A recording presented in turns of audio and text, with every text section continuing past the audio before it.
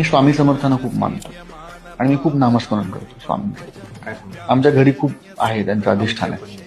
त्यामुळे मला हे माहिती आहे स्वामींचं ब्रीदवाक्य भिवू नकोस मी तुझ्या पाठीशी. भिवू नका, मी तुमच्या पाठीशी. तर मला माहिती आहे की जोपर्यंत माझ्या देवाला माहिती आहे की मी चुकीचं करत नाही तोपर्यंत मला घाबरायचं कारण. माझ्या जन्माच्या आधीपासून आमच्याकडे स्वामींचं अधिष्ठान आहे. माझे बाबा गेली 60 वर्ष रोज मठात जातात शास्त्र. आमच्याकडे महिन्यातनं एकदा नामस्मरण होतं. 150-200 लोक येतात आणि घरात नामस्मरण होतं. मी पण सतत फ्री असलो की स्वामींचं नाव घेत असतो.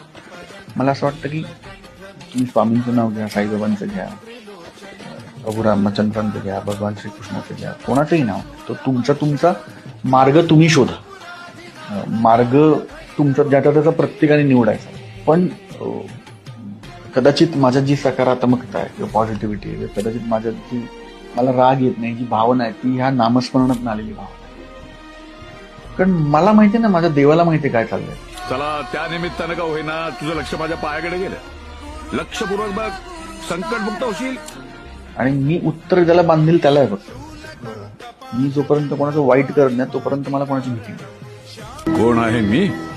तुझं विज्ञान हे जग कसं निर्माण झालंय सांगत असेल तर माझं अध्यात्म हे विश्व का निर्माण झालं हे सांगतं. भिवू नका, मी तुमच्या पाठीशी.